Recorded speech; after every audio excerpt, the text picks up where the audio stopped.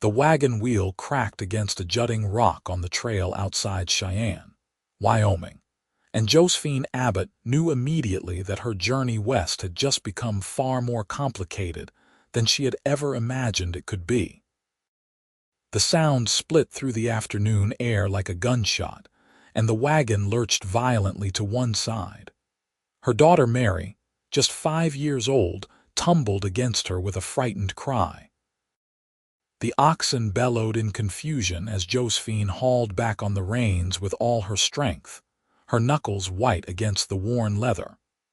Behind her in the wagon bed, 8-year-old Thomas gripped the sides, his face pale beneath the dust that coated everything they owned. When the wagon finally shuddered to a halt, tilted at a dangerous angle, Josephine sat frozen for a moment. The reality of her situation crashed over her like a wave. She was a widow of barely 3 months, traveling alone with 2 children toward Oregon Territory, where her brother had promised them a fresh start. Now she was stranded on a desolate stretch of trail with a broken wheel, no tools adequate for the repair, and the sun already past its zenith in the vast Wyoming sky. "Mama," Mary's voice trembled. "What happened?" "The wheel broke, sweetheart." Josephine forced her voice to remain calm even as her heart hammered against her ribs. "Stay here while I look." She climbed down carefully, her worn boots finding purchase on the rocky ground. The damage was worse than she had feared. The wheel had not merely cracked but had shattered completely. 3 spokes snapped clean through. Even if she had the proper tools, she doubted she possessed the strength or skill to make such a repair. Her husband Daniel had handled such things back when he was alive. Back before the fever had taken him, leaving her with 2 children, a failing farm in Illinois, and debts that had swallowed nearly everything they had owned. The wind picked up, carrying the scent of sage and dry earth. Josephine looked up and down the trail but saw no one. The wagon train she had hoped to catch up with in Cheyenne had already departed 2 days before her arrival. She had been following their trail, planning to catch them at their next camp, but now that hope seemed as broken as her wheel. "Thomas," she called to her son, "can you help your sister down? Be very careful." The boy did as she asked, always so serious and responsible since his father's death. Too serious for 8 years old, she thought with a pang. He should be playing and laughing, not trying to be the man of the family. They stood together beside the crippled wagon, and Josephine tried to think. She had perhaps 3 hours of good daylight left. Cheyenne was a full day's journey behind them. She had no idea how far ahead the next town or settlement might be. They had water for 2 days if they were careful, food for perhaps 4. But out here, exposed on the open trail, other dangers existed beyond thirst and hunger. "We will figure this out," she said, more to herself than to her children. "We always do." She was about to suggest they unload what they could and make a temporary camp when she heard the sound of hoofbeats. Her first instinct was fear. A woman alone with children was vulnerable in ways she did not like to contemplate. But as she shaded her eyes against the sun, watching a rider approach from the west, something in the easy way he sat his horse gave her a measure of hope. This was not the posture of someone riding with ill intent. The cowboy rode a sturdy roan mare and led a pack horse behind him. As he drew closer, Josephine could make out more details. He was young, perhaps in his late 20s, with sun-darkened skin and light brown hair that curled slightly at his collar beneath his wide-brimmed hat. He wore the practical clothing of someone who worked for a living: canvas trousers, a faded blue shirt, a leather vest, and boots that had seen considerable use. A bandana hung loose around his neck, and though he wore a gun at his hip, his hand was nowhere near it. He slowed his horse as he approached, his expression concerned rather than threatening. When he was close enough that she could see his eyes, she noticed they were a striking gray-blue, like the sky before a storm. "Madam," he said, touching the brim of his hat in greeting. His voice was low and courteous. "Looks like you have got yourself some trouble." The wheel broke. Josephine straightened her shoulders, trying to appear more confident than she felt. "I was hoping to make it to the next town to get it repaired, but it seems I will not make it that far now." The cowboy dismounted with fluid grace and walked over to examine the wheel. He crouched down, running his hand over the splintered wood, and let out a low whistle. "This is beyond a quick fix, I am afraid. These spokes are done for." "I see." Josephine swallowed hard. "Is there a town nearby?" "Nothing close enough to reach before nightfall, not with children on foot." He stood and turned to face her, and she saw genuine concern in his expression. "My name is Yates Xander. I work for the Double J Ranch about 3 miles north of here. We could probably get this fixed there, if you would be willing to trust a stranger." Josephine hesitated. Every instinct told her to be cautious, but what choice did she have? She looked at her children, at Mary's tired face and Thomas's worried eyes, then back at the cowboy. Something in his steady gaze made her decision. "I am Josephine Abbott. These are my children, Thomas and Mary." She drew herself up. "I would be grateful for any help you could offer, Mr. Xander. Just Yates is fine." He smiled, and it transformed his face, making him look younger and somehow more approachable. "Let me think on the best way to handle this. We cannot leave the wagon here, but we cannot roll it on 3 wheels either." He walked around the wagon, assessing it from all angles. Then he glanced at his horses, considering. "I think I can rig something temporary. It will not be comfortable, but it should get us to the ranch. You have rope?" "Yes, in the back." For the next half hour, Josephine watched as Yates worked with quick efficiency. He was clearly a man accustomed to solving problems with whatever materials he had at hand. Using rope, several sturdy branches he found nearby, and what appeared to be considerable knowledge of physics and leverage, he managed to create a makeshift support that lifted the broken corner of the wagon just enough to allow the axle to rest on a sledge-like contraption he had fashioned. "It will drag," he explained, "but it will move. We will go slow. My horses and your oxen should manage it together." As he worked, Thomas watched with fascination, asking occasional questions that Yates answered patiently. Mary had settled on a rock, playing with the rag doll that had once belonged to Josephine's own mother. Josephine found herself observing this stranger who had appeared seemingly out of nowhere to help them. His movements were sure and practiced, his demeanor calm. He spoke gently to the animals as he worked, and when Thomas got too close to the axle, Yates redirected him with kindness rather than sharpness. When everything was finally secured, Yates helped them all back into the wagon. "I will ride alongside," he said. "We will take it real slow. The ranch is not far, but it will probably take us close to 2 hours at this pace." "I cannot thank you enough," Josephine said. "No thanks needed yet." Yates swung back into his saddle. "Wait until we get there safely."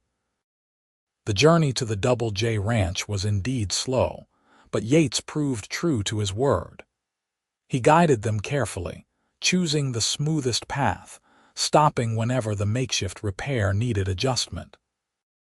The sun was painting the western sky in shades of gold and pink when they finally crested a rise, and Josephine saw the ranch spread out in the valley below. It was larger than she had expected. A main house stood at the center, built of timber and stone, with a wide porch wrapping around the front. Several outbuildings surrounded it: a large barn, a stable, a bunkhouse, corrals, and various sheds. Cattle grazed in the distance, and she could see several figures moving about the property, finishing the day's work. "It is beautiful," she said softly.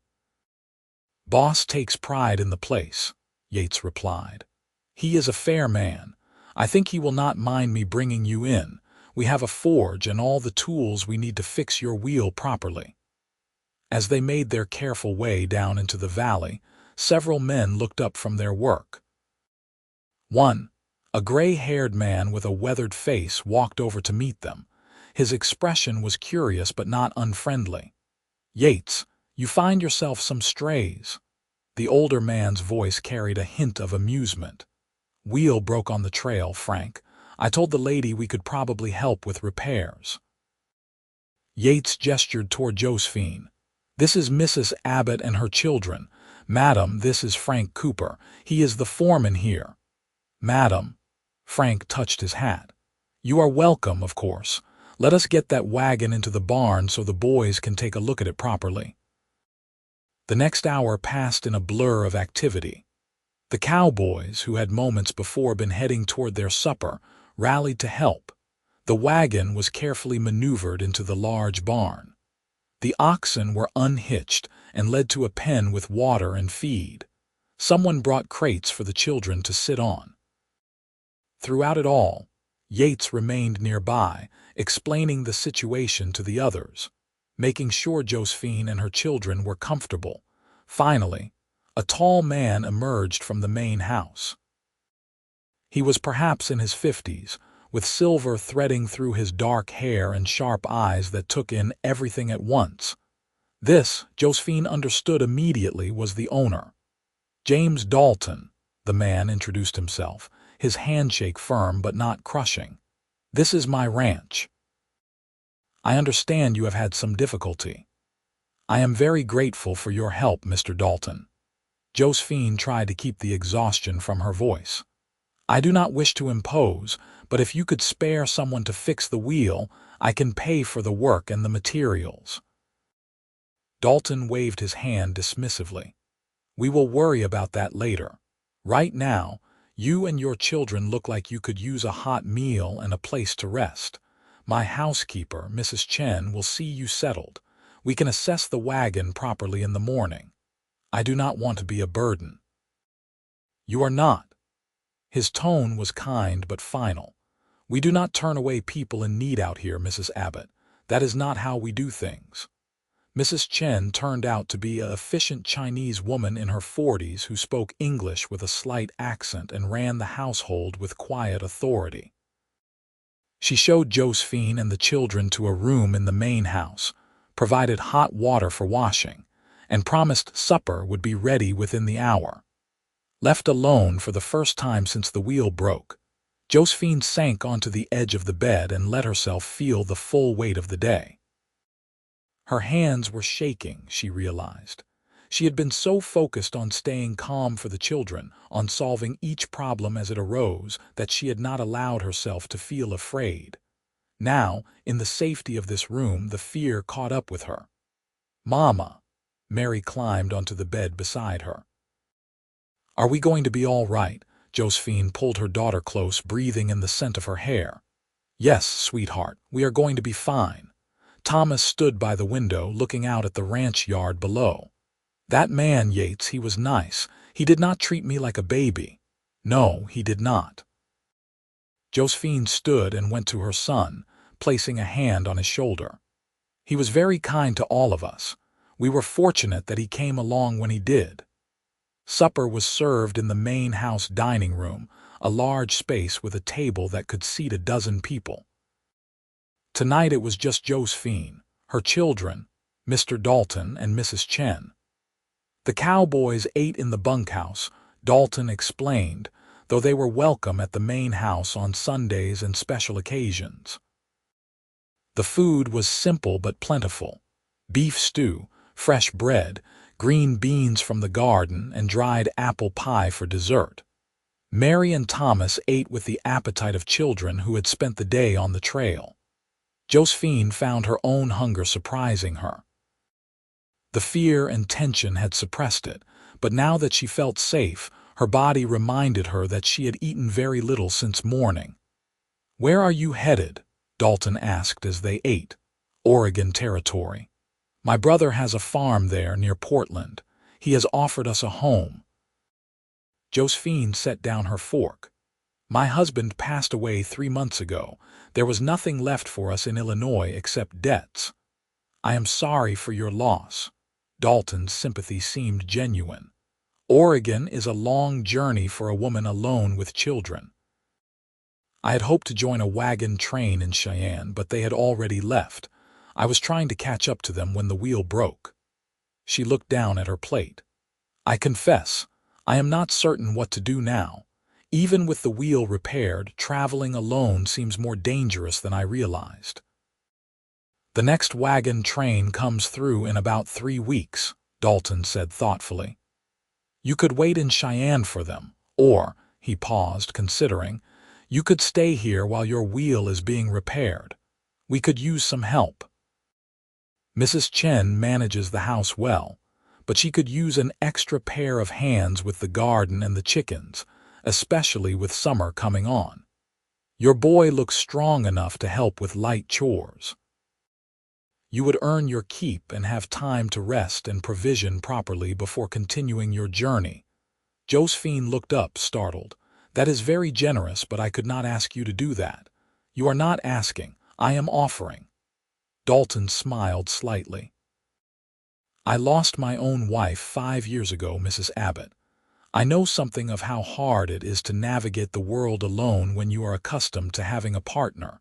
If I can make your road a little easier, I would like to do so. She felt tears prick her eyes and blinked them back quickly. Thank you. I accept your kind offer. That night, lying in a real bed for the first time in weeks, with her children sleeping soundly in the cots nearby, Josephine stared at the ceiling and wondered at the strange turn her life had taken. This morning she had been desperate and alone on the trail. Tonight she was safe under the roof of strangers who had shown her more kindness than many of her own neighbors back in Illinois had offered after Daniel died. She thought of Yates, the young cowboy who had stopped to help. She had seen him at a distance during supper, heading toward the bunkhouse with the other ranch hands. He had glanced toward the main house, and though she could not be certain in the fading light, she thought their eyes had met for a moment before he disappeared inside. Sleep came slowly, but when it finally arrived, it was deeper and more restful than it had been in months. Morning on the Double J Ranch began early. Josephine woke to the sounds of men moving about outside, horses nickering, and the general bustle of a working ranch coming to life. She rose quickly, braided her hair into a practical style, and dressed in her sturdiest calico dress. The children were still sleeping, exhausted from the previous day's ordeal, so she left them and made her way downstairs. Mrs. Chen was already in the kitchen preparing breakfast for the household. The smell of coffee, bacon, and biscuits filled the air. "Good morning," Josephine said. "Please put me to work. I do not want to be a burden here." Mrs. Chen turned, a slight smile on her face. "Mr. Dalton said you would be up early. You can start by setting the table. Breakfast is in 20 minutes. They worked together in companionable silence, Josephine following Mrs. Chen's efficient direction. By the time Mr. Dalton came in from his morning inspection of the property, the table was set and the food was ready to serve. Breakfast was a substantial meal. The ranch hands ate in the bunkhouse, but Josephine learned that Frank, the foreman, usually took his meals with Dalton to discuss the day's work. This morning was no exception. The two men entered together, deep in conversation about moving cattle to the summer pasture. "Good morning, Mrs. Abbott," Frank said when he noticed her. "I hope you slept well." "Very well, thank you. We have already started work on your wagon wheel," he continued. "Pete, our blacksmith, says it needs a complete rebuild. 3 new spokes at least, maybe 4 to be safe. He can have it done in about 2 days if he focuses on it." 2 days? That is remarkably fast, Frank shrugged. "Not much point in dragging it out, though I hope you will stay longer than that. Mrs. Chen speaks highly of your help already this morning." The children came down shortly after, still sleepy but drawn by the smell of food.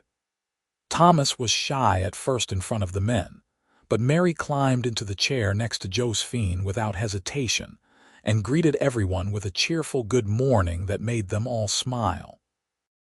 After breakfast, Mrs. Chen took Josephine outside to show her the garden and chicken coop.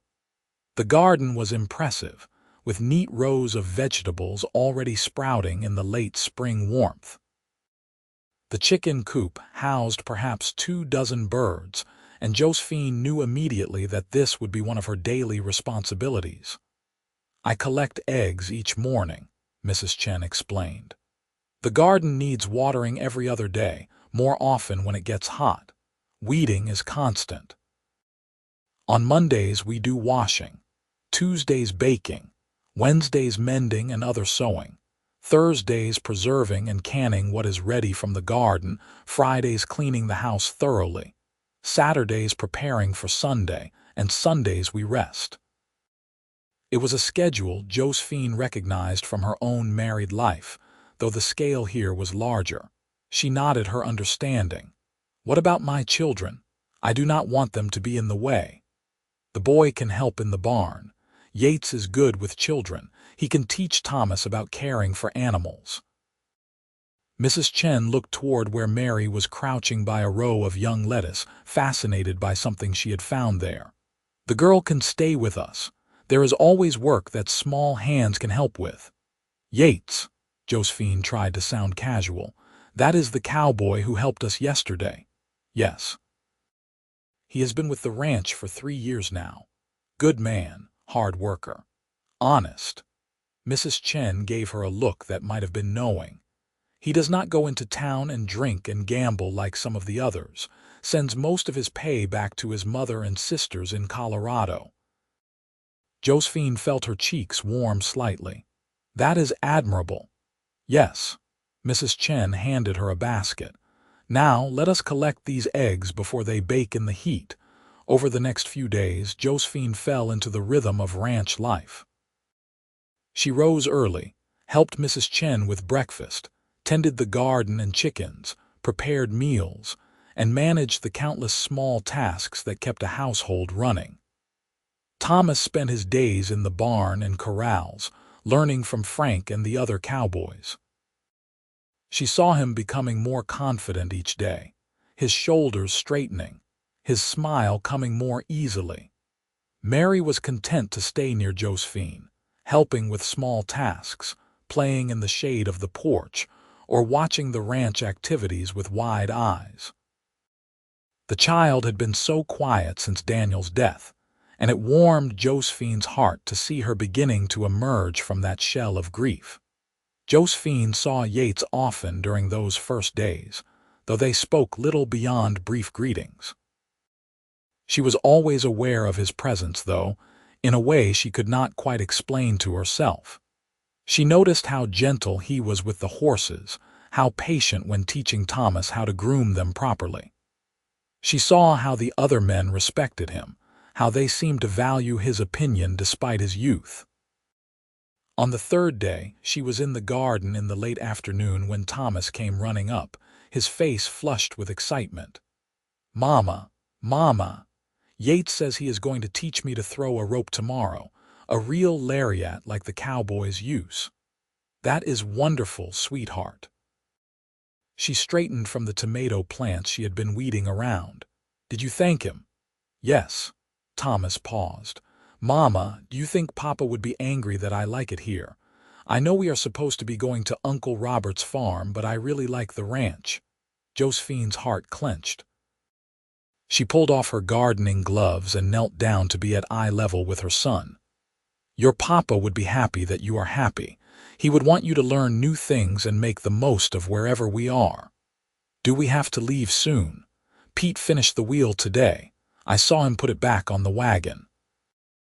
"I do not know yet, Thomas. We will see what Mr. Dalton says." But as she watched her son run back toward the barn, she realized that the thought of leaving already filled her with a strange reluctance. In just a few days, this place had begun to feel like more than a temporary refuge. It had begun to feel like something she had not experienced since before Daniel got sick. It had begun to feel like home. That evening, as she was helping Mrs. Chen prepare supper, Dalton came into the kitchen with Frank. "Mrs. Abbott, do you have a moment?" Dalton asked. "Of course." She wiped her hands on her apron. "The wheel is fixed. Pete did a fine job. It is actually stronger than the original now." Dalton paused. "I want you to know that you are welcome to stay as long as you like. The offer I made the first night still stands. We could use your help here, and it seems to me that you and your children could benefit from a stable place to recover from your journey and your losses." Josephine looked between the two men, trying to read their expressions. "You mean stay until the next wagon train comes through?" "I mean stay longer if you wish," Dalton said carefully. "I know you plan to go to your brother in Oregon, but plans can change. You have already proven yourself a capable worker. Mrs. Chen tells me you know your way around a garden and a kitchen. Your son is shaping up to be a good hand with animals. You have a place here if you want it." "That is very kind, but I could not simply impose indefinitely." "It is not imposing if you are working," Frank interjected. "What Mr. Dalton is saying, though he is being too polite to put it plain, is that he is offering you a job. Room and board for you and your children, plus wages. You would be earning your keep, not accepting charity." Josephine felt her throat tighten with emotion. "I do not know what to say." "Say you will think about it," Dalton suggested. "There is no rush. The next wagon train will not come through for another couple of weeks at least. Stay until then, see how you feel. If you want to continue to Oregon, we will see you provisioned and help you join that train. If you want to stay, the job is yours." After they left, Josephine stood in the kitchen, her mind whirling. Mrs. Chen touched her arm gently. "It is a good offer," the older woman said.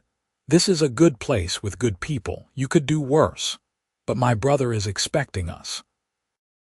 "You could write to him, explain the situation. If he is a good brother, he will understand." Josephine nodded slowly. It was true.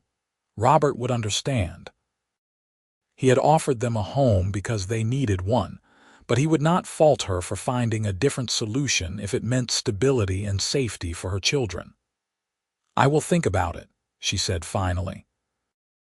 That night she lay awake again, but this time her mind was full of possibilities rather than fears. She thought about Thomas's excitement about learning ranch skills. She thought about Mary playing safely in the ranch yard.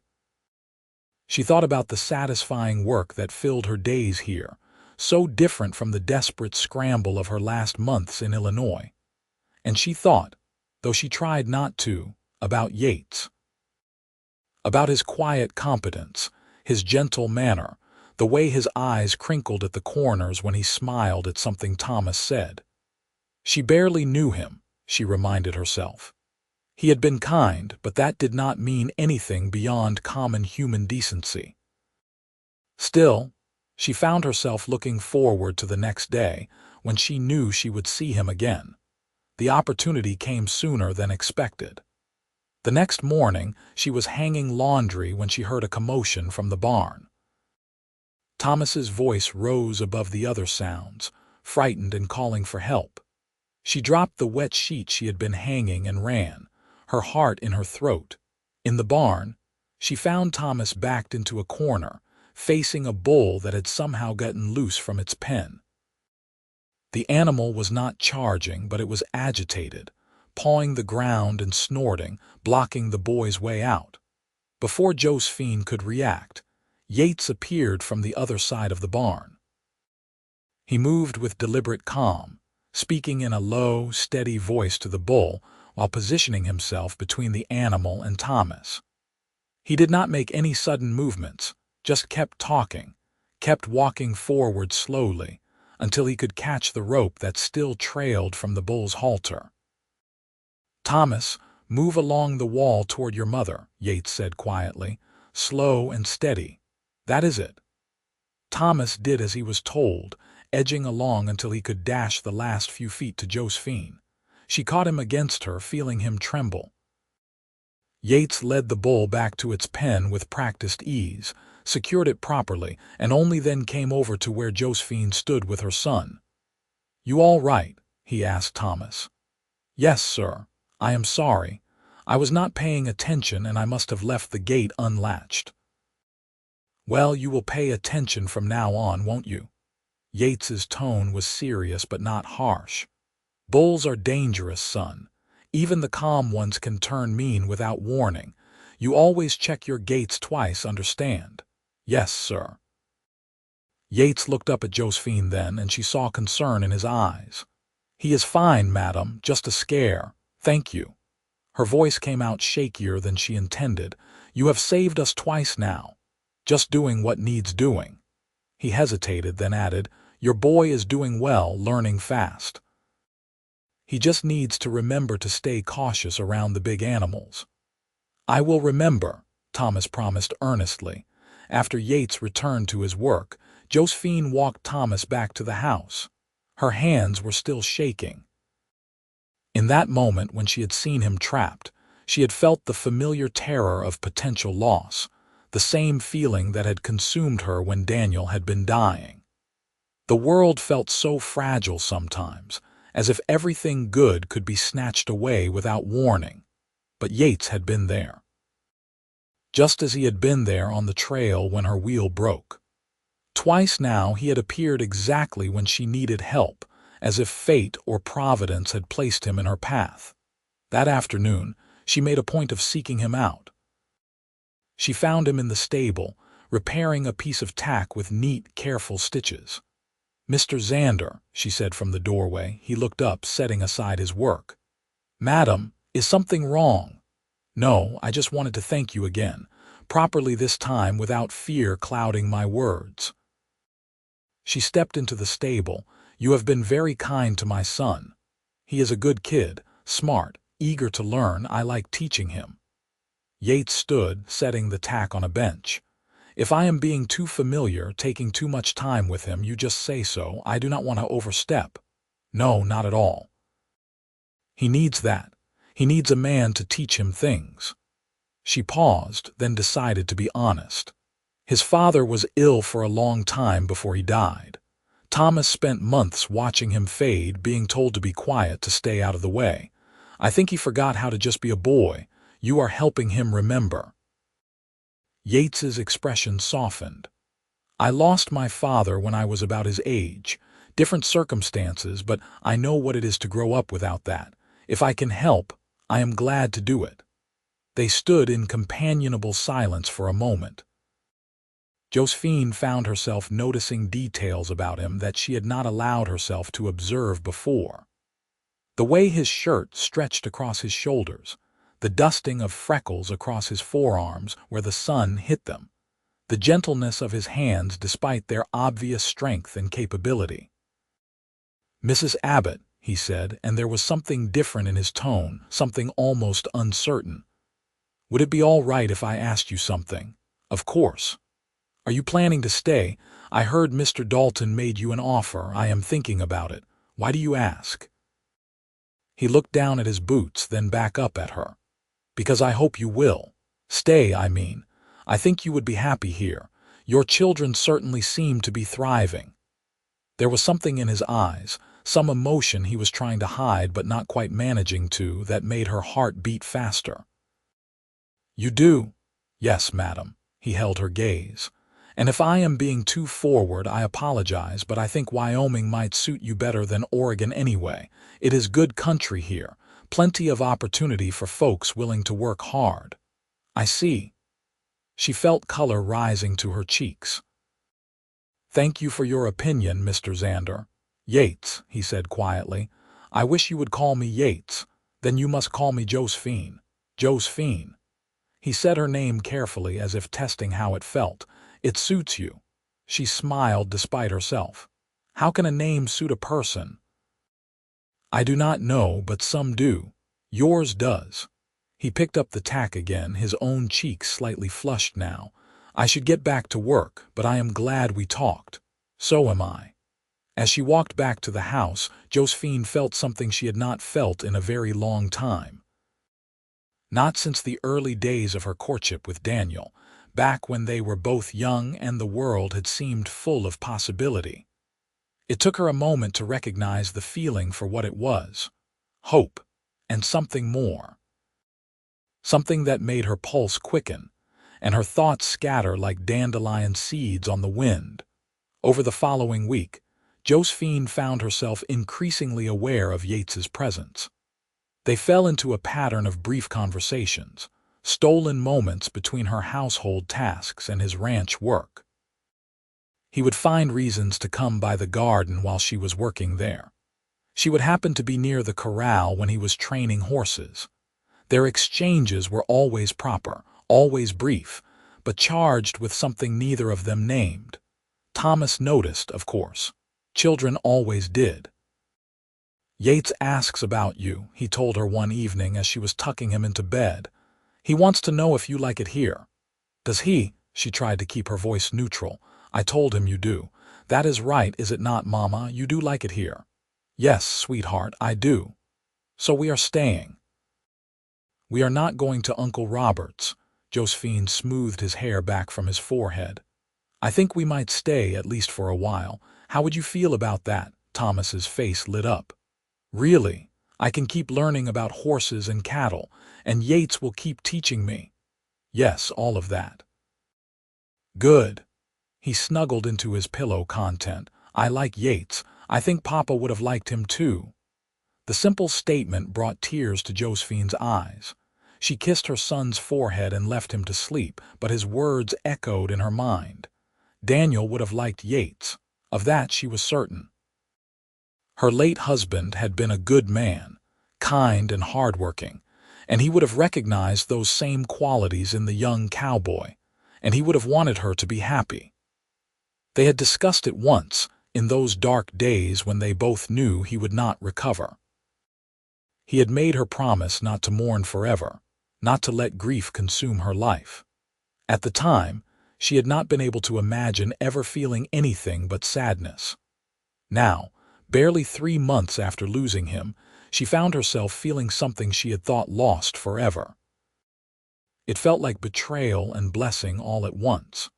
The next Sunday, Dalton insisted that everyone on the ranch take the day to rest.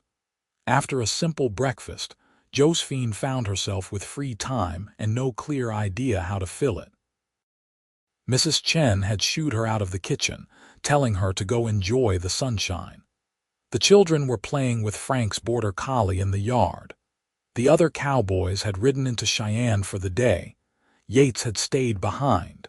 She saw him sitting on the porch of the bunkhouse, reading a book. Without allowing herself to overthink it, she walked over. "Good morning," she said. He looked up, surprise and pleasure crossing his face. "Morning, I thought you would be resting. Mrs. Chen banished me from the house." She gestured to the empty space beside him on the bench. "May I?" "Please." He shifted over to make room, tucking a piece of leather into his book to mark his place. They sat in comfortable silence for a moment, watching the ranch yard.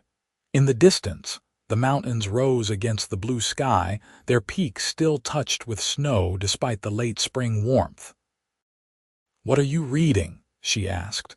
He showed her the cover. "Shakespeare, The Tempest. It belonged to my father. It is about the only book I own, so I have read it probably a dozen times by now." "I did not expect a cowboy to read Shakespeare. My mother insisted we all learn to read properly. She was a schoolteacher before she married my father." He smiled at the memory. "She used to say that a person who could read would never be truly alone, because they would always have the company of great minds. Your mother sounds like a wise woman. She is, strong too. She has had to be, raising 5 daughters mostly on her own after my father died." He looked down at the book in his hands. "That is why I send most of my wages home. My sisters need dowries, education, a chance at good lives. Out here, I do not need much." Josephine felt a wave of warmth toward him. "You are a good son. I try to be." He set the book aside and turned to face her more fully. "Josephine, can I ask you something personal? You can ask. I may not answer." "Fair enough." He took a breath. "How long were you married?" 10 years. "I was 18 when we wed. Daniel was 22. She folded her hands in her lap. "They were good years, mostly. Hard sometimes, but good. He was a good man." "I am sure he was. But the last year was very difficult, watching him suffer, knowing I could not help him, that no one could. Then after he died, dealing with the debts, the judgment from people who thought a woman alone must have done something wrong to end up in such circumstances." She looked up at Yates. "Coming west was not just about going to my brother. It was about escaping all of that, starting fresh where no one knew me as the poor widow Abbott." "And now, do you still feel that way?" She considered the question. "No. Here I am not poor widow Abbott. I am just Josephine, a woman who works hard and takes care of her children. No one judges me. No one pities me. It is liberating in a way I did not expect." "So you are going to stay?" There was hope in his voice, barely concealed. "I think so. I need to write to my brother, but yes, I think I want to stay. I am glad." He reached out, then hesitated, his hand stopping midway between them. "Would it be all right if I held your hand?" Just for a moment, her breath caught. It was such a simple request, but weighted with meaning. If she said yes, she would be acknowledging what was growing between them. If she said no, she would be setting a boundary that might never be crossed again. She placed her hand in his fingers closed around hers, warm and strong and gentle. They sat like that, hand in hand, watching the mountains and not speaking. It was enough, more than enough. It was a beginning. When she finally stood to go check on her children, he walked with her across the yard. Before they reached the main house, he stopped her with a light touch on her arm. "Josephine, I know it has only been a few weeks. I know you are still in mourning, and I do not want to dishonor that or rush you, but I need you to know that I care for you, deeply. I have from the first day I saw you on that trail, trying to be so brave even though you were frightened." She looked up at him, her heart pounding. "Yates, you do not have to say anything now," he interrupted gently. "I just needed you to know. I will wait as long as you need. I just want to be sure that when you are ready, you know I am here." "I care for you too," she said softly. "It frightens me how much, how quickly. I loved Daniel, and I feel as if I should not be capable of feeling this way again so soon. As if it means I did not love him enough. Or maybe it means he loved you so well that you still have love to give." Yates's voice was gentle. "From what you have told me about him, he would not want you to stop living. He would want you to be happy. He would." She blinked back tears. "He made me promise before he died, but I did not think I would ever want to try again, and then you appeared and everything changed." "I am not going anywhere," he promised. "Take all the time you need." But as the days passed, Josephine found she did not need much time at all. The feelings that had taken a year to develop with Daniel seemed to bloom overnight with Yates. Perhaps it was because she was older now, more aware of herself and what she wanted. Perhaps it was because grief had stripped away her defenses, leaving her more open and vulnerable.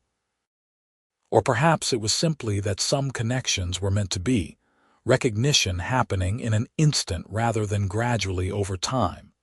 They began spending more time together. In the evenings, after the work was done and the children were in bed, they would sit on the porch of the main house and talk. Yates told her about growing up in Colorado, about learning to ride and rope from his father, about his mother's determination to educate all her children despite their poverty. Josephine told him about her childhood in Ohio, about meeting Daniel at a church social, about the dreams they had shared for their farm before his illness had destroyed those plans. They talked about books and ideas, about faith and doubt, about what they hoped for in life. Josephine discovered that, beneath his quiet exterior, Yates had a thoughtful, philosophical nature. He questioned things, wondered about the world, dreamed of more than just being a ranch hand forever. "What would you do if you could do anything?" she asked him one evening. "I would have my own place," he said after a moment of thought. "Not huge, just enough land to run some cattle, raise horses maybe, a house for my family. Something I built with my own hands that no one could take away." He glanced at her. "What about you?" "I never thought beyond being a farmer's wife, honestly. That was what I was raised to be. But if I could choose anything," she considered, "I would want what you described. A home that felt permanent, that I helped to build. A place where my children could grow up without fear or want. Gardens and chickens and maybe some bees for honey." She smiled. "Simple things, but mine." "Those are not such impossible dreams," Yates said. "Not here, not in Wyoming. Land is available for homesteading. It takes hard work, but it can be done." "Do you really think so?" "I do." He reached for her hand, a gesture that had become natural between them. "I have been saving my wages, minus what I send home. In another year, maybe two, I would have enough to file a claim and start building. If I had a reason to, I mean. If I thought someone might want to share that life with me." Her heart began to pound. "Yates, what are you saying?" "I am saying that I love you, Josephine." He turned to face her fully, his expression serious and open.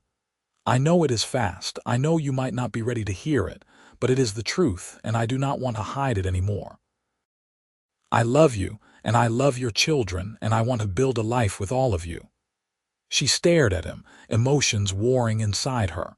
Joy, fear, guilt, hope, all tangled together so tightly she could not separate one from another. "You do not have to answer now," he continued when she did not speak. "But I want you to know where I stand. I want you to know what I am offering. Not just security, not just help with the children, though I will gladly provide both. I am offering you my heart, my future, everything I am or will be, if you will have me." "I do not know what to say." Her voice was barely a whisper. "Say you will think about it. That is enough for now." She nodded, unable to trust her voice further. When they parted that night, she went to her room and sat by the window, staring out at the star-filled Wyoming sky.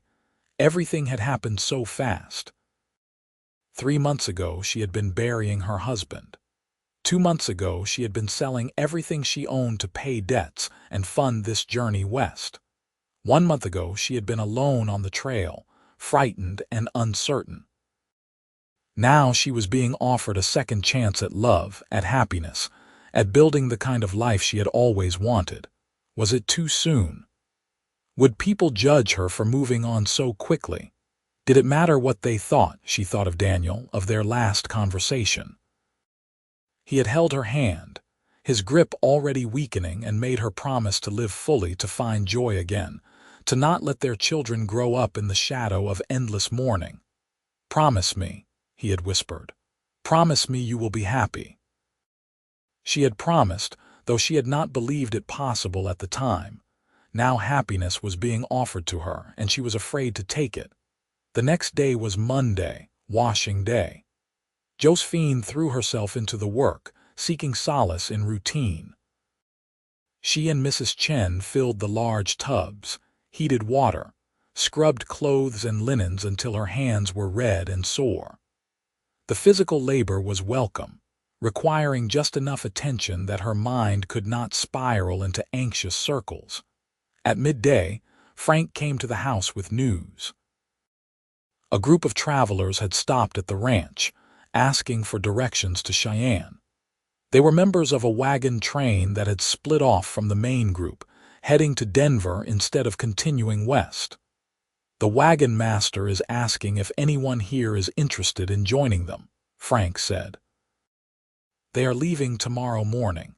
It is a good group, well-organized, experienced guide." Dalton looked at Josephine. "This could be your chance if you still want to continue to Oregon. You could join them as far as Cheyenne, wait there for the next westbound train." Josephine felt as if the ground had shifted beneath her feet. A few weeks ago, this news would have been a blessing, the answer to her prayers. Now it felt like a test, a choice she had to make before she was ready. "May I meet them?" she asked. "Before I decide, of course." The wagon train was camped about a quarter-mile from the ranch house, circled for the midday rest. There were perhaps 20 wagons, a mix of families and single men seeking opportunities in Colorado's mining towns. The wagon master, a grizzled man named Porter, was friendly and competent. "We would be glad to have you," he told Josephine. "A woman with your skills is always welcome. We have a few families with children, so your young ones would have companions. We do not make as much progress per day as some trains, but we are careful and we have not lost anyone yet." It was a good opportunity, a safe way to continue her journey. She should have been relieved. Instead, she felt only a deep reluctance, a pulling in her chest that told her this was not the right path. "Thank you," she said. "May I have until morning to decide, of course. We will not leave before sunrise." She walked back to the ranch slowly, her mind in turmoil. She needed to think, to pray, to figure out what she truly wanted. But when she looked up, she saw Yates standing by the corral, watching her approach. The expression on his face, naked hope mixed with fear, told her he knew about the wagon train. She walked over to him without consciously deciding to do so, drawn to him as if by some invisible thread. "You could go," he said quietly when she reached him. "You could continue to Oregon, to your brother. No one would think less of you, I know. But I hope you will not." He turned to face her fully. "I hope you will stay, not just because I love you, though I do more than I can say, but because I think you belong here. I see how happy you have been these past weeks. I see how Thomas has blossomed, how Mary has started smiling again. This could be your home, Josephine, really and truly your home. What if I stay and we fail?" The words burst out of her, all her fears suddenly finding voice. "What if this feeling between us is just convenience and proximity? What if in 6 months or a year you realize I come with too much baggage, too many complications? That will not happen. You do not know that. I do." He reached for her hands, holding them both between his own. "I know it the same way I knew the first day I saw you that you were going to be important to me. I know it the way I know how to ride a horse or rope a steer in my bones without having to think about it. You are not baggage, Josephine. You are not a complication. You are the future I want to build." She looked up at him, at his earnest face and steady eyes, and felt something inside her finally settle. This was not betrayal. This was not being disloyal to Daniel's memory. This was accepting a gift, taking the second chance she was being offered. "I love you," she said, and as soon as the words were out, she knew they were true. "I think I have loved you since you stopped on the trail to help us. I was just too afraid to admit it." Joy broke across his face like sunrise. "You mean it. I mean it. I am staying. I am staying here with you, and we are going to build that life you talked about." He pulled her into his arms then, holding her close, and she let herself rest against his chest, feeling his heart beating strong and steady beneath her cheek. It felt right. It felt like coming home. "Marry me," he said into her hair. "I know it is fast, I know people will talk, but I do not care. Marry me, Josephine, be my wife." She pulled back just enough to look up at him. "Yes, yes, I will marry you." He kissed her then, gentle and sweet, a promise sealed. When they finally broke apart, both of them were trembling. "We should tell the children," she said. "And Mr. Dalton. We should." But he did not release her, and she was in no hurry to step out of his arms. Thomas and Mary took the news with immediate enthusiasm. Thomas had been hoping for this outcome, Josephine realized, probably before she had admitted it to herself.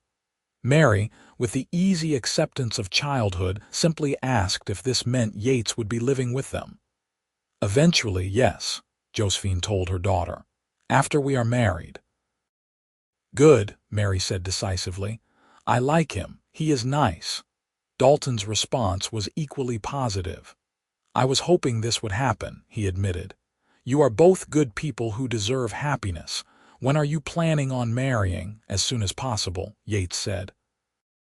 He had not stopped smiling since Josephine accepted his proposal. I do not want to wait. We have wasted enough time already. There is a circuit preacher who comes through Cheyenne once a month. He should be there now or arriving soon. You could go into town, make it legal and proper. Dalton paused. In fact, why do not you both take a few days? Go to Cheyenne, get married, have a proper wedding trip. Mrs. Chen can watch the children. Consider it my wedding gift. Josephine felt tears spring to her eyes. That is too generous. Nonsense. You have both worked hard. You have earned it. They left for Cheyenne the next morning, just the two of them on horseback. Josephine had not been on a horse in years, but the skill came back to her quickly. Yates set an easy pace, and they reached the town by mid-afternoon. Cheyenne was bustling with activity, cowboys and settlers and merchants all going about their business. They found the preacher at the church, a kindly older man who agreed to perform the ceremony that very afternoon with two shopkeepers serving as witnesses. Josephine had no fancy dress, no flowers, no wedding feast. She wore her best calico dress, the blue one with tiny white flowers that Daniel had always said brought out her eyes. Yates wore his cleanest shirt and the leather vest he saved for special occasions. They stood before the preacher in the simple wooden church and spoke their vows with the late afternoon sun streaming through the windows. When it was done, when the preacher pronounced them husband and wife, Yates kissed her with a tenderness that made her heart ache in the best possible way. They were married. She was Mrs. Xander now, beginning a new chapter of her life. That night they stayed at the hotel in Cheyenne, the nicest one the town offered, which still was not particularly grand but felt luxurious after weeks of the ranch. In their room, Josephine felt suddenly nervous. It had been so long since she had been with a man, and even then it had only ever been Daniel.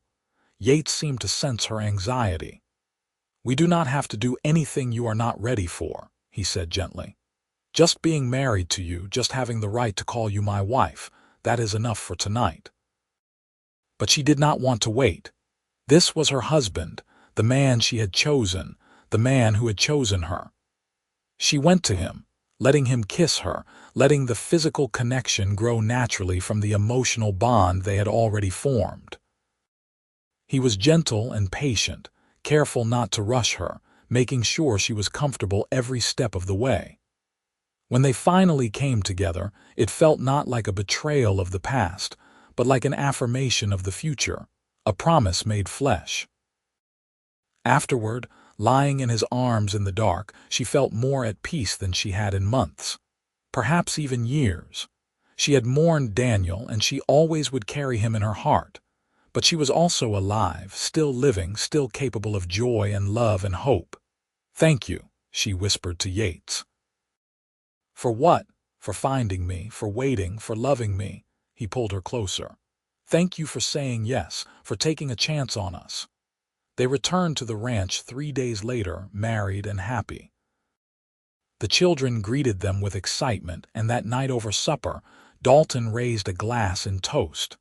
"To new beginnings," he said, "and to building the future you deserve." Over the following months, those words proved prophetic.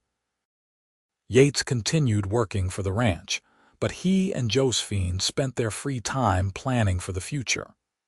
They walked the borders of several parcels of unclaimed land near the Double J, discussing which would be best for homesteading. They talked about what kind of house to build, how many cattle they could manage at first, whether to focus on horses or livestock. Dalton, when he learned of their plans, made them an offer. "I could use a foreman eventually, when Frank retires in a few years. The job would come with a house on ranch property, better wages. You could still file your homestead claim, use the land for your own herd, but have the security of steady work here." It was a generous offer, and after much discussion, they accepted. It would give them the stability they needed while building their own legacy. Josephine wrote to her brother in Oregon, explaining everything that had happened. His response came 2 months later, full of understanding and happiness for her. He included a letter for Thomas and Mary, welcoming them to visit anytime, and asking them to write about their new life on the ranch. The children thrived.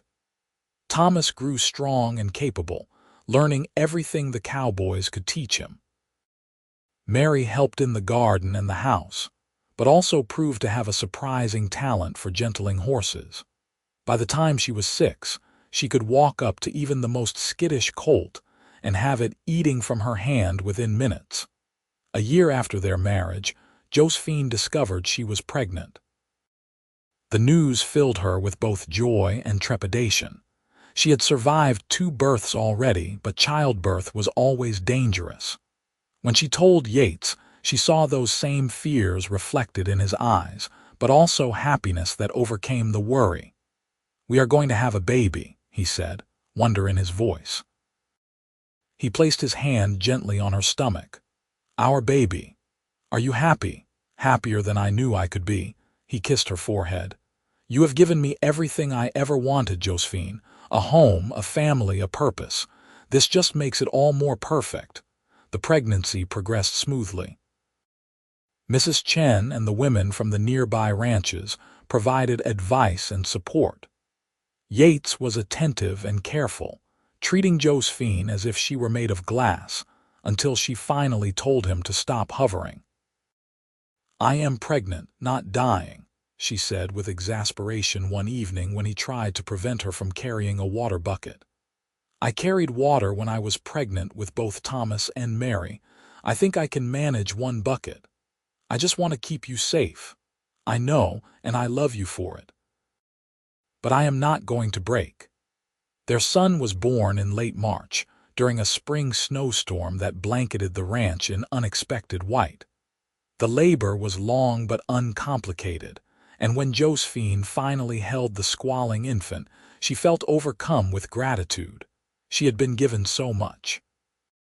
A second chance, a new love, a family that blended old and new into something beautiful. "What should we name him?" Yates asked, cradling his son with a mixture of awe and terror at the tiny life in his arms. "I was thinking Daniel," Josephine said softly. "Daniel Yates Xander. To honor both the past and the future." Yates looked at her with such love that she felt tears spring to her eyes. "That is perfect. He would be honored." Thomas and Mary were fascinated by their new brother. They took turns holding him, helping care for him, arguing good-naturedly over who he looked like more. The house was full of noise and life and chaos, and Josephine had never been happier. 2 years later, they filed their homestead claim on a beautiful piece of land that bordered the Double J to the north. It had good water, fertile soil, and shelter from the worst of the winter winds. On weekends and during the slower seasons, they worked on building their house. It was not large, but it was sturdy and well built, with a big kitchen, a parlor, 3 bedrooms, and a wide porch that looked out toward the mountains. Frank retired as foreman the year after that, and Yates took over the position as promised. The increase in wages allowed them to purchase their first cattle and several good horses. Thomas, now 15, worked alongside his stepfather, and it was clear he had the makings of a fine rancher. Mary, 12, divided her time between helping her mother and working with the horses she loved. Young Daniel grew into a sturdy, cheerful boy with his father's eyes and his mother's dark hair. He followed Thomas everywhere, trying to copy his older brother's every move. When Josephine became pregnant again 2 years later, Daniel was convinced he was going to have a brother to play with, and was disappointed when his sister was born instead. But baby Sarah won him over quickly with her ready smile and cheerful nature. The years passed in the way that good years do, each one building on the last, creating a life richer and more fulfilling than Josephine had imagined possible during those dark days after Daniel's death. She and Yates grew together, their love deepening into something steady and enduring. They worked side by side, building their ranch and raising their family. There were hard times, of course, a harsh winter that killed some of their cattle, a drought year that tested everyone's endurance, times when money was tight and the future uncertain. But they faced everything together, and that made all the difference. On their 10th wedding anniversary, Yates surprised her with a gift. It was a new sign for their ranch gate, carved from cedar and painted with care. It read, "The Second Chance Ranch, Yates Xander, Second Chance." She asked, running her fingers over the letters. "Because that is what we both got," he explained. "A second chance at happiness, at building the life we wanted. I thought we should acknowledge that." She kissed him, there in the late spring sunshine with their ranch spread out around them. "It is perfect. Everything is perfect." "Not perfect," he corrected gently, "but good. Really, truly good." And it was. The children grew and thrived. Thomas married a rancher's daughter from a neighboring spread and started his own place with help from Yates and Josephine. Mary surprised everyone by becoming a horse breeder, developing a reputation for quality animals that brought buyers from as far away as Denver and Salt Lake City. Daniel followed his father into ranch management, eventually taking over as foreman of the Double J when Yates decided to focus on their own property. Sarah, the youngest, proved to have her grandmother's love of education and went east to become a teacher before returning to open a school in Cheyenne. When Josephine was 60, she became a grandmother for the first time. Thomas and his wife had a son, and when they brought the baby to meet her, she held him and marveled at the continuation of life, at how that terrible journey that had started with a broken wagon wheel had led to all of this. "What are you thinking?" Yates asked. He was 62 now, his hair silver but his eyes still the same striking gray-blue. "I am thinking about that day on the trail when you stopped to help us." She looked up at him. "What would have happened if you had not come along? Someone else would have helped you eventually, maybe. But it would not have been you." She reached for his hand, their fingers interlacing in the familiar way of a couple who had spent decades together. "I am so grateful it was you. So am I." He kissed her forehead. "Best decision I ever made, stopping that day. You asked me once if I was going to stay. Do you remember?" "I do." "I am so glad I said yes." They sat together on the porch of their ranch house, watching their family gather for Sunday supper. The house had been expanded over the years, growing to accommodate their life. The land was productive, the cattle healthy, the horses some of the finest in Wyoming. But more than any of that, they had built something that mattered. A family, a legacy, a love that had endured. As the sun set over the mountains, painting the sky in shades of gold and pink, Josephine leaned against her husband's shoulder and felt profound contentment. The girl who had started this journey as a frightened widow on a dangerous trail had found something she never expected to find again. She had found home, she had found love, she had found herself, and it had all begun with a cowboy's simple words, "Let me help you start over." She had let him help, and in doing so had discovered that endings could become beginnings, that loss could transform into gain, that the heart had a capacity for renewal she had never imagined. The frontier had been wild and dangerous and full of hardship. But it had also been full of possibility, of people willing to extend kindness to strangers, of second chances waiting to be claimed by those brave enough to reach for them. Josephine had been brave, and she had been rewarded with a life beyond her wildest dreams. As the stars began to appear in the darkening sky, she closed her eyes and sent up a silent prayer of thanks for the journey that had brought her here, for the man who had stopped to help, for every moment of joy and struggle that had shaped her life. For the chance to start over and the courage to take it. The end had been a beginning. And what a beautiful beginning it had been. Years continued to pass with the steady rhythm of ranch life. Josephine and Yates grew old together, their bodies showing the wear of hard work and Wyoming weather, but their love remained as strong as ever. They would sit together in the evenings, watching the sunset, and she would sometimes marvel at how different her life had turned out from what she had imagined during those desperate days after Daniel's first death. She never forgot Daniel, her first love. His picture hung in their home, and she told their children about him, making sure Thomas and Mary remembered their father. Yates never objected or seemed threatened by this.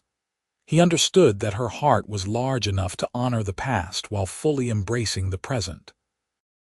When Josephine was 72, she fell ill during a particularly harsh winter. The fever came on suddenly, and despite the care of the town doctor and her family, she grew steadily weaker. Yates rarely left her side, holding her hand, reading to her, telling her stories of their life together. "I am not ready to let you go," he said one evening, his voice breaking. "I know." She squeezed his hand weakly. "But we have had a good life, Yates, better than most. We have built something beautiful together. We have." Tears rolled down his weathered cheeks. "I love you, Josephine.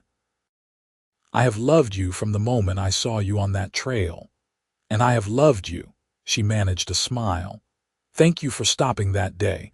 Thank you for everything that came after. Thank you for saying yes, for taking a chance on a cowboy who had nothing but love to offer. It was everything I needed." But Josephine was stronger than they feared. The fever broke after 3 terrifying days, and slowly she began to recover. It took weeks before she could leave her bed, months before she felt truly well again, but she recovered. The doctor said it was sheer stubbornness, but Yates knew better. She had too much to live for, too much joy still to experience, to give up easily. They celebrated their 20th anniversary, then their 30th, then their 40th. Each milestone was marked with family gathered around, grandchildren and eventually great-grandchildren filling the house with noise and laughter. The Second Chance Ranch prospered, becoming known throughout Wyoming as a well-run, productive operation. Yates and Josephine handed over most of the day-to-day operations to their children as they grew older, but they never truly retired. There was always something to do, some way to contribute. Josephine maintained her garden, though it was smaller than in her younger years. Yates still went out to check on the cattle, though he rode more slowly and returned earlier than he once had. On their 50th wedding anniversary, their entire family gathered for a celebration. Children, grandchildren, and great-grandchildren filled the ranch house and spilled out into the yard. There was food and music and dancing. Late in the evening, Yates stood and raised his glass. 50 years ago, I married the woman of my dreams," he said, his voice still strong despite his 80 years. "I was a cowboy with nothing but a horse and a saddle to my name. She was a widow with 2 children and a broken wagon wheel. Somehow, we built all of this." He gestured around at the family surrounding them. "I want you all to know that every good thing in my life came from the moment I decided to stop and help a stranger on the trail. Sometimes the smallest decisions lead to the biggest blessings." Josephine wiped tears from her eyes as their family applauded.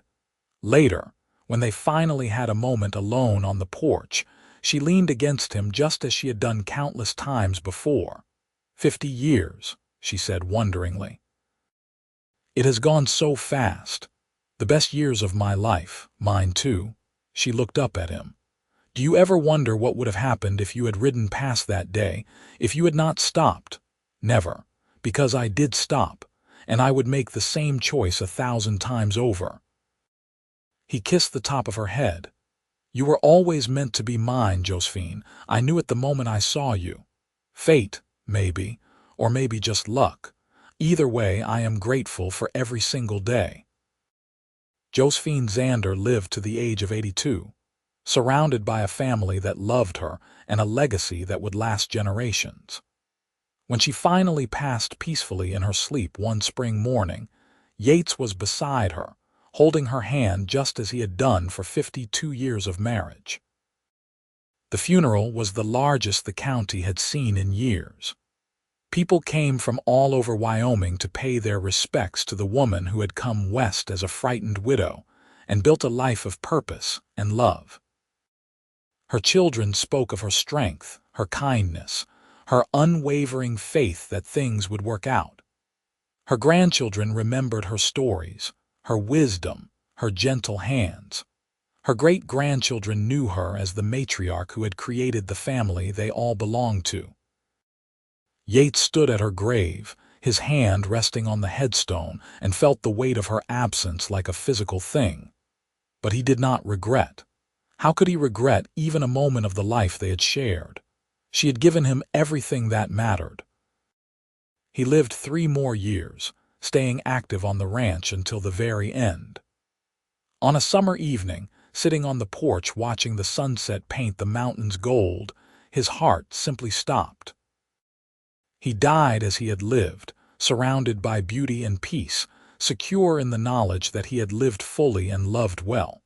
They buried him next to Josephine, under the wide Wyoming sky they had both loved. The headstone was simple.